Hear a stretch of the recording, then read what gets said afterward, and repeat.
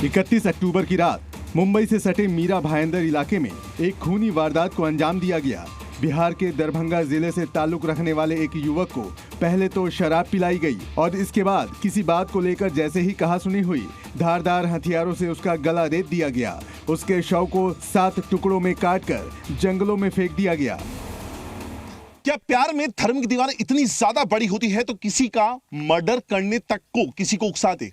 ये वाकया हुआ है मुंबई में, मुंबई से सटा हुआ इलाका, मीरा भाईंदर का इलाका, जहां पर दीपावली जब पूरा भारत दिए जला रहा था, लक्ष्मी पूजा कर रहा था, तब एक लड़का जो बिहार का था, जिसका नाम राघव पासवान था, उसका बेरहमी से कत्ल कर दिया गया।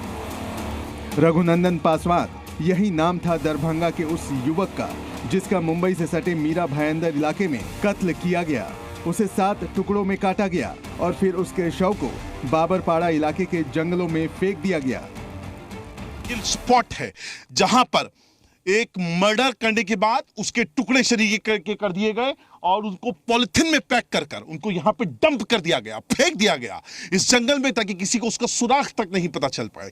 लेकिन जब यहां से बदबू लगातार आने लगी, उसके बाद पुलिस को इस बात का पता चला, यहां पर पुलिस आती है और उसके बाद छानबीन में इन पॉलिथीन की जो थैलियां हैं उनमें सिमटे हुए उस शरीर के 7 टुकड़े बरामद हुए, जिसके बाद ये पूरे सनसनीखेज मर्डर का पटापेक्ष हुआ। आरोप है कि दरभंगा के रहने वाले रघुनंदन पासवान की प्रेम प्रसंग के चलते हत्या हुई। प्रेमिका के घर वालों ने रघुनंदन उर्फ राघव को पहले तो मौत के घाट उतारा और फिर उसके शव को प्लास्टिक में पैक कर छिकाने लगा दिया।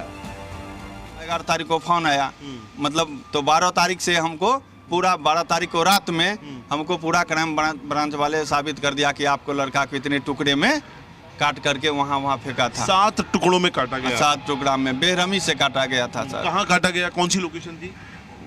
लोकेशन तो मालूम नहीं, लेकिन भयंदर में काटा गया था, अपने घर में काटा था। भयंदर में? ये जो क्राइम हुआ है वो भयंदर में हुआ? भयंदर में हुआ है।